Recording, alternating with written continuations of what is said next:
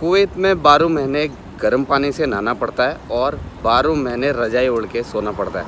दोस्तों बहुत सारे लोगों का कमेंट है और बहुत सारे लोग जानना चाहते हैं कुवैत में का मौसम कैसा है। तो आज की वीडियो में दोस्तों मैं आपको बताने वाला हूँ कुवैत के वेदर के बारे में। तो hello welcome back to my new blog. मैं आपका दोस्त आपका भाई रवि। दोस्तों आज के ब्लॉग में दोस्तों मैं आपको बताने वाला हूँ कुवैत के वेदर के बारे में, मौसम के बारे में। तो वीडियो को फर्स्ट से लेकर अंत तक जरूर देखें। चैनल में पहली बार आए तो प्लीज़ चैनल को सब्सक्राइब, साथ ही साथ बेल आइकन दबा के ऑल का बटन जरूर दबा दें। उससे मेरी जो भी नेक्स्ट वीडियो आएगी कुवैत से उसकी नोटिफिकेशन आप तक सबसे पहले पहुंचेगी। दोस्तों मैं इस चैनल में जॉब से रिलेटेड एंड कुवैत से रिलेटेड वीडियो बनाते रहता हूं।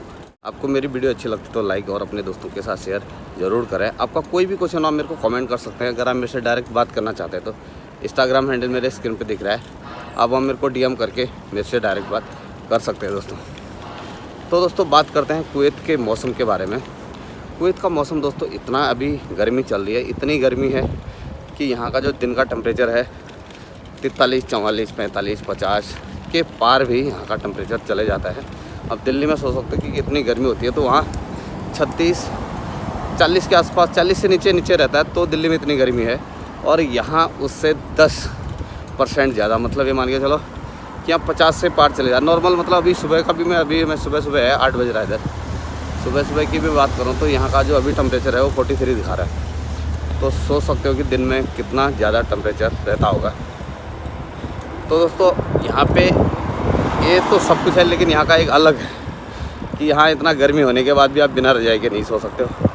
और इतना गर्म होने के बावजूद भी यहाँ पर दोस्तों गर्म पानी से नहाना पड़ता है। उसका कारण ये है कि यहाँ जो भी बिल्डिंग आप मेरे पीछे देख रहे हैं, जहाँ भी जो भी लोग रहता है बिना AC के यहाँ नहीं रह सकते हैं। तो AC होने की वजह से दोस्तों यहाँ रजाई ओढ़ना कंपलसरी है। अगर रजाई आप नहीं ओढ़ते तो बिन AC में आप सो नहीं सकते, क्योंकि बहुत ठंड होता है रूम पे। ठीक है, बाहर इतना गर्म है बट रूम पे AC की वजह से बहुत ज़्यादा चिल्ड बना के रखते हैं। तो दोस्तों यहाँ आप कुवैत की मैं बसें भी दिखा देता हूँ आपके पीछे, मेरे पीछे आ रही है। ठीक है, ये पब्लिक ट्रांसपोर्ट की बसें हैं, ये नई अभी चालू हुई हैं। तो यहाँ पे रेड कलर और ऑरेंज कलर की बसें होती हैं।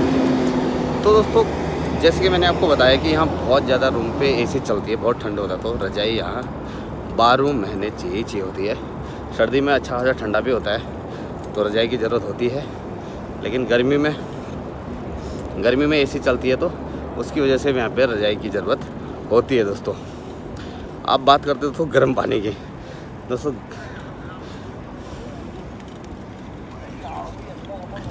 दोस्तों सर्दियों में जो गर्म पानी है यहाँ पे सारे जैसे AC लगी रहती है रूम में, वैसे गीजर भी लगे रहते हैं हर बिल्डिंग में, हर फ्लोर में। तो गीजर हर बिल्डिंग में आपको मिल जाएगा।